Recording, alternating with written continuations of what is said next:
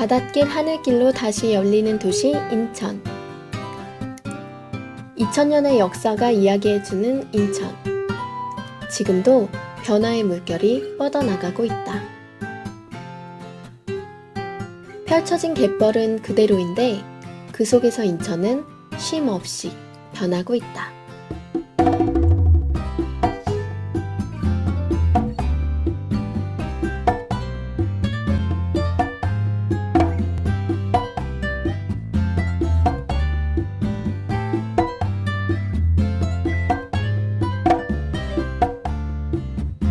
우리 땅 최초의 기억을 만나보자.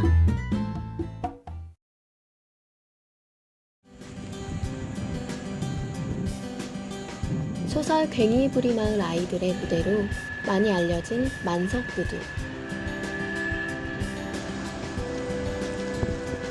예전 이곳은 영종도 정기선이 떠나던 포구였다.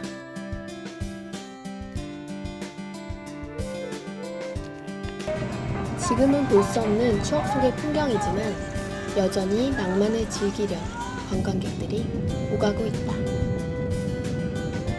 소설 속 아이들이 뛰어놀던 동네는 재개발로 아파트 단지가 들어섰고 한잣집이 있던 자리엔 빌라들로 빼곡하다. 골목길을 따라가다 보면 비릿한 삶의 흔적이 보인다.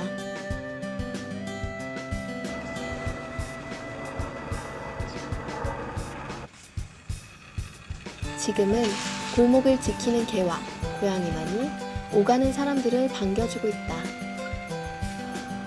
빌딩 숲속의 그리운 달동네. 소설 속 만석동은 사라지고 없다. 수도 국산박물관은 개발로 사라진 송현동 달동네의 모습을 생생하게 재현해놓고 있다. 부모님 세대에는 정겨운 시절의 추억 속으로의 시간여행을, 자식 세대에게는 고단하지만 열심히 살았던 6070 시대의 삶의 현장을 체험할 수 있는 곳이다.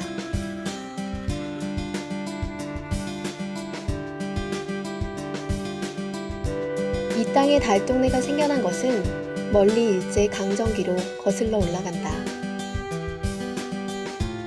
일제의 소탈로 고향을 등진 이들이 낯선 땅에서 담쟁이 넝굴처럼 사람들이 늘어나면서 달동네의 역사는 시작되었다.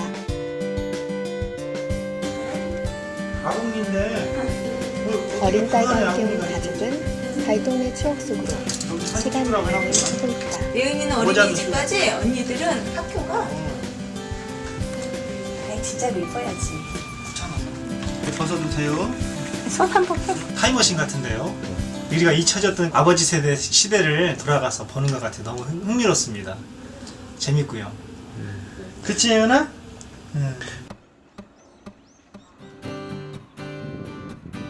배달의 현책방 거리는 6.25 전쟁이 끝나고 폐허가된 거리에 리어카 책방이 모여들면서 책방 골목이 생겼다고 한다. 하지만 지금은 5-6곳만 남아 명맥을 유지하고 있는 역사와 추억의 거리다. 오래된 책방에서 풍겨져 나오는 묵은 종이 냄새가 그 역사를 짐작케 한다. 아직도 이 거리를 찾고 있는 젊은이들에게서 낭만이 느껴진다. 책방 같은 경우에는 특히 배다리 쪽은 이렇게 되게 좀 알짜배기 책들, 그러니까 일반 이제 서점에서 있는 책들이 이제 다 있는 건 아니지만 제가 이제 찾는 분야에서 이제 좀 알짜배기 책들 좀 싸게 구입할 수도 있고, 또 이제 절판이 되거나 서점에서 찾지 못하는 책들을 여기서 또 찾는 경우가 종종 있어서 배달이 자주 이용하고 있습니다. 저는 이제 배달이 하면 항상 이렇게 천책방으로만 이렇게 인식하고 있어서 어떻게 이렇게 구성이 되어 있는지는 잘 모르겠습니다. 인천이 중구하고 동구밖에 없었어요. 도시가 시작돼가는 이 시점에서 조금 이렇게 장터가 시작되면서 이제 큰 장터가 된 거죠. 그게 배달이에요. 배다리는 최초의 철도, 경인선이 놓인 곳이다. 역사적으로 선진 문물들이 들어와 가장 빠르게 근대화가 된 곳이기도 하다.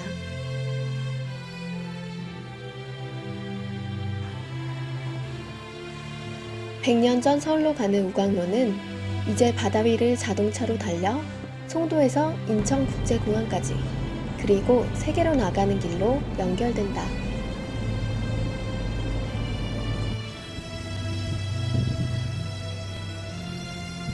인천항 간문은 아직도 인천항의 출입문 역할을 하고 있다.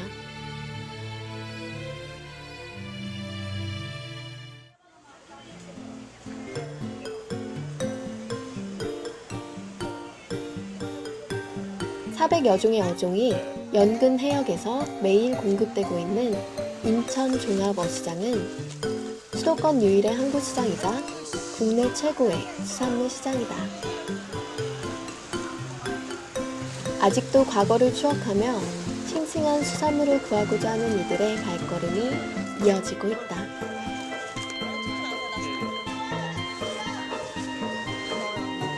점포 500개가 넘는 인천종합어시장은 1975년 국성포구와 화수, 만석푸드에 흩어져 있던 어시장들이 합쳐져 탄생했다.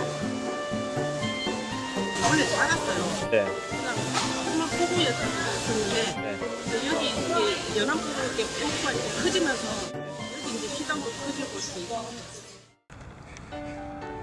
해발 108m 월미산은 50년이 넘도록 군사 통제구역으로 있다가 2001년에 개방됐다. 산에 오르면 인천 앞바다는 물론 인천을 한눈에 들여다볼 수 있는 곳이다.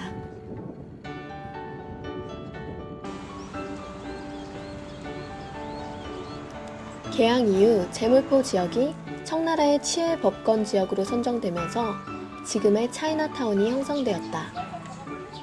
한국 속의 작은 중국, 차이나타운은 120년 넘는 역사 동안 화교 고유의 문화와 풍습을 간직하고 있는 곳으로 붉은색으로 치장된 골목골목을 들어설 때마다 중국을 여행하는 듯한 기분이다.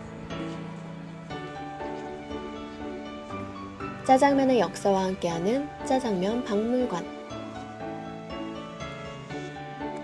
인천 드림을 찾아 건너온 중국인들이 간단하게 비벼먹은 국수가 바로 오늘날 짜장면의 시초가 됐다고 한다.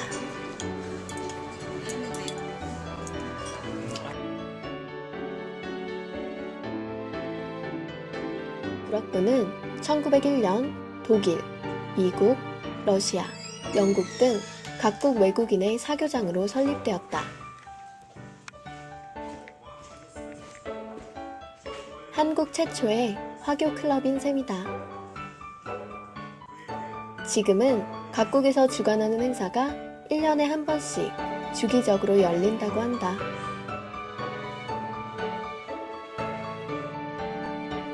지금의 근대 건축 전시관에는 우리나라 최초라고 기록될 만한 근대식 건물들이 전시되어 있다. 126년 세월의 흔적이 쌓인 대한계안기 건축 역사와의 만남.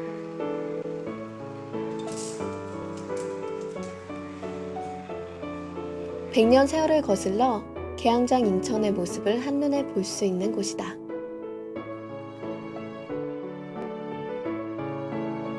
최초의 세관 업무를 봤던 인천해관, 한국 최초의 예배당, 우리나라에서 최초로 커피를 맛볼 수 있었던 인천 대불호텔이 있다.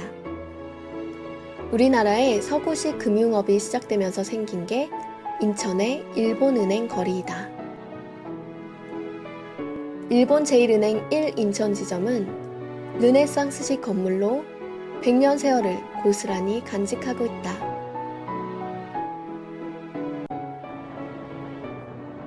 백년 등대가 있는 아름다운 섬, 팔미도를 찾아가 봤다.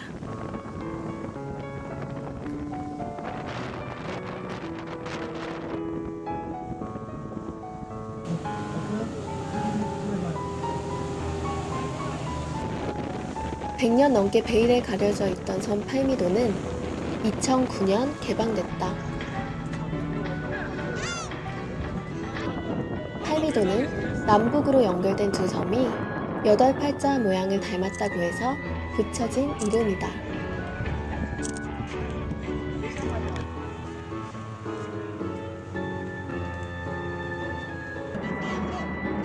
명성에 비해 섬은 작았다. 섬의 등대는 2개였다. 왼편의 작은 것이 한국 최초의 근대식 등대다.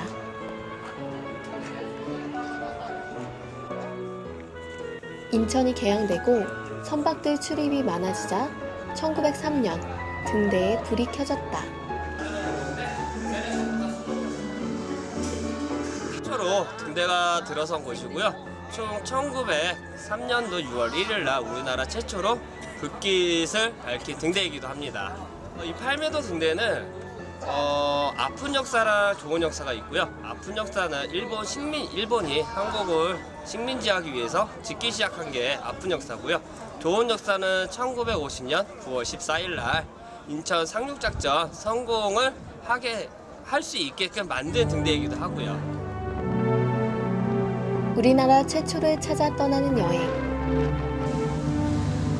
수많은 변화 앞에서도 여전히 우직하게 팔미도를 지키고 있는 100년 등대처럼 우리 역사와 문화를 고스란히 간직하고 있는 특별한 도시 인천으로의 뜻깊은 여행이었다.